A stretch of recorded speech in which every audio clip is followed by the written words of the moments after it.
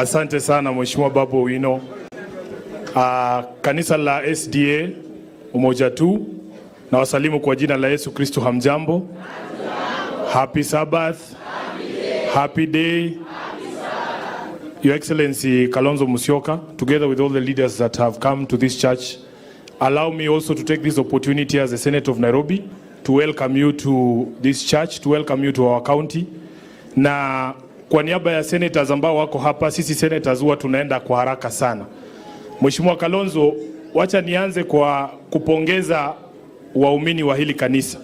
Wakati ambapo tumepelekwa hapa kwenye ofisi, tukapatiwa brief kuhusu huu mradi, ile budget ambayo ilikuwepo, na wakatueleza kwamba out of the 70 million shillings ambayo inahitajika kumaliza huu mradi, hawa waangwana ambao wamekaa hapa tayari wameraise 40 million shillings na mnaona imeingia hapa kwa hii mradi. Nataka mjipigie nyinyi kwanza makofi. Na nasema hivyo kwa sababu mimi pia naelewa maandiko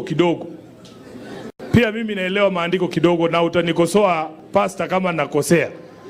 Nakumbuka wakati ambapo ulifika hekalu lijengwe kule Yerusalemu na Daudi alikuwa mfalme. Aliambiwa wewe huwezi jenga ile hekalu na sababu zilipeanwa, si ndio? Walimwambia wewe utangoja mtoto wako aje anijengee ile hekalu. Na mimi nataka niwashukuru kwa kupambana nyinyi wenyewe kufikisha kanisa lenu ambalo limefika hapa sasa leo hii. Kwa sababu iwapo mtaruhusu pesa chafu zikuje ati mnakuja kusaidia kujenga kanisa, maandiko yanasema uwepo wa Mwenyezi Mungu hautoshuka juu ya haya madhabahu. Afadhali muende tu polepole vile mnaenda na mnaita watu wenye pesa safi. Mimi naweza kuwaambia hapa, wacha niseme, I can vouch for these leaders here.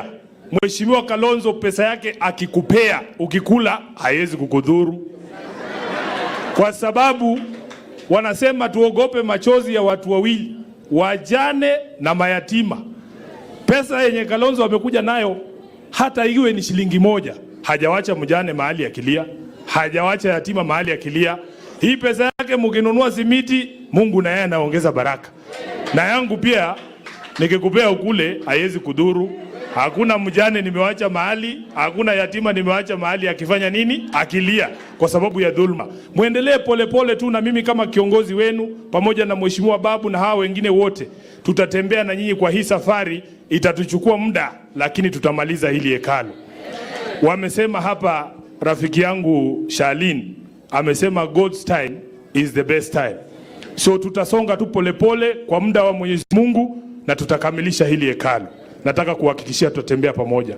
Mheshimiwa Kalonzo, hawa ni wadosi wangu hawa ni wadosi wangu. Na huwa wamenikalia ngumu sana. I thank you for the kind words ambazo umesema hapa. Umesema we are fearless leaders. Lakini Mheshimiwa Kalonzo, I want to confirm here, vile Pastor Okwacha amesema, mimi naogopa aibu. I am so afraid of shame. Hawa watu tulisimama tukawaahidi vitu fulani. Sitaki nikuje niangaliwe kwa macho waniulize wewe Sifuna, ile vitu ulikuwa unasema sasa leo utuambie. Na vile wenzangu wamesema hapa, Mheshimiwa Kalonzo, hawa jamaa kuna wakati hata mlikuwa mmenipendekeza kwamba nikuwe kwa hiyo dialogue committee, na walinituma na kazi moja peke yake. Walisema wewe ni Mluya, tutakupea kazi rahisi ile unaweza elewa, enda uongee mambo ya unga. Haya, nikafika huko nikakuta wale jamaa wengine hao hawashiki, wanakaa wakinizungusha. Mheshimiwa Kalonzo, nikakuja kwenu kama principals wetu nikawaambia mnitoe kwa hii kamati. Mkanitoa kwa sababu unajua mimi patience yangu wewe inakuwa kidogo, fuse ni fupi, inakatika haraka. Haya, sasa Mheshimiwa Kalonzo wamekuweka pale. Wewe you are a bit more patient kwa sababu uko na experience, unajua hawa watu, mnazungumza na wao. Hawa watu wa Nairobi wamesema mkileta hiyo report mimi niruke page zote niende direct kwa page ya unga. Na wameniambia hawa watu nikisoma hapo kwa hiyo page ya unga na nikute hakuna kitu mumefanya kuhusu unga, hiyo report ikikuja bunge niangushe. Si mumesema hivyo? Nikimaliza unga niangalie bei ya stima. Kama hakuna kitu mumesema hapo naangusha. Tukienda kwa bei ya school fees, kama hakuna kitu mumependekeza tunaangusha. Kwa sababu hiyo ndio kazi ya watu wamenituma nifanye. Kwa hivyo wewe Mheshimiwa Kalonzo nakuombea sana, kwa sababu I know you have a persuasive voice that these people might be able to listen to you even if they cannot listen to Sifuna. Wakusikize wewe, usaidie hawa watu maisha yao ikue afadhali. Mheshimiwa Kalonzo, wacha nimalize kwa kusema kwamba we are in a crisis as a country. The country is crying out for leadership, a leadership with empathy, a leadership that can listen to the cries of the people, and above all, Honorable Kalonzo, a leadership that has a capacity for shame. We live in a time where the leadership of this country has no shame. Mtu ambaye alisimama akatuambia mchana ya kwamba hakutakuwa na ubomozi wa manyumba tena.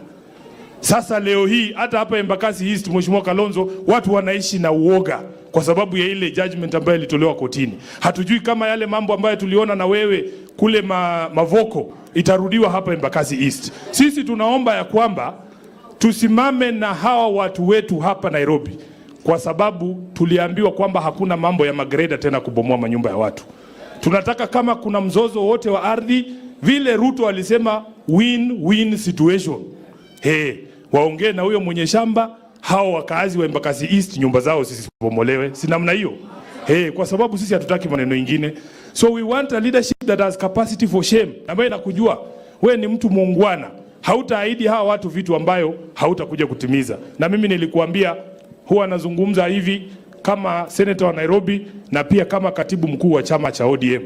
Tutakumbuka your sacrifice ile ambayo ulitupatia 2022. Hao watu hapa walipigia Azimio 100%. Hii ward ambayo tumesimama hapa MCA Azimio. Ukiruka hapa across Umoja tu MCA Azimio. Ukiangalia member of parliament hapa Azimio, Embakasi West Azimio, South Azimio, halafu mheshimiwa wakatupatia senator Azimio, women rep Azimio, president walipigia Azimio 100%. Hao watu hawatakusumbua. Kwa hivyo wewe ni utoe ahadi ambazo unajua kwamba unaweza kuzitekeleza. Niwachie hapo kwa sababu ya muda, niwaite senators wenzangu. Mheshimiwa Babu.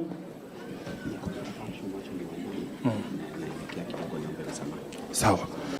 Na mimi nataka niwashukuru kwa kupambana nyinyi wenyewe kufikisha kanisa lenu ambalo limefika hapa sasa leo hii. Kwa sababu iwapo mtaruhusu pesa chafu zikuje hati mnakuja kusaidia kujenga kanisa, maandiko yanasema uwepo wa Mwenyezi Mungu hautoshuka juu ya haya madhabahu. Afadhali muende tu polepole vile mnaenda na mnaita watu wenye pesa safi. Mimi naweza kuwaambia hapa, wacha niseme SDA Umoja tu, I can vouch for these leaders here. Mheshimiwa Kalonzo pesa yake akikupea ukikula haiwezi kukudhuru, kwa sababu wanasema tuogope machozi ya watu wawili, wajane na mayatima. Pesa yenye Kalonzo amekuja nayo hata iwe ni shilingi moja, hajawacha mjane mahali akilia, hajawacha yatima mahali akilia. Hii pesa yake mkinunua simiti, Mungu na yeye anaongeza baraka. Na yangu pia nikikupea ukule haiwezi kudhuru. Hakuna mjane nimewacha mahali, hakuna yatima nimewacha mahali akifanya nini? Akilia kwa sababu ya dhulma. Muendelee polepole tu, na mimi kama kiongozi wenu pamoja na Mheshimiwa Babu na hawa wengine wote tutatembea na nyinyi kwa hii safari. Itatuchukua muda lakini tutamaliza hili hekalu. Wamesema hapa, rafiki yangu Shalin amesema God's time is the best time. So tutasonga tu polepole kwa muda wa Mwenyezi Mungu na tutakamilisha hili hekalu. Nataka kuhakikishia tutatembea pamoja. Mheshimiwa Kalonzo, hawa ni wadosi wangu hawa ni wadosi wangu.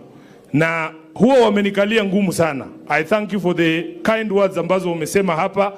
Umesema we are fearless leaders. Lakini Mheshimiwa Kalonzo, I want to confirm here, vile Pastor Okwacha amesema, mimi naogopa aibu. Hawa watu tulisimama tukawaahidi vitu fulani.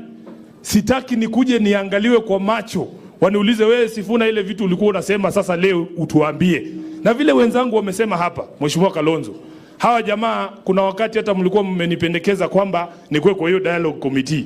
Na walinituma na kazi moja peke yake. Walisema wewe ni Mluya, tutakupea kazi rahisi ile unaweza elewa.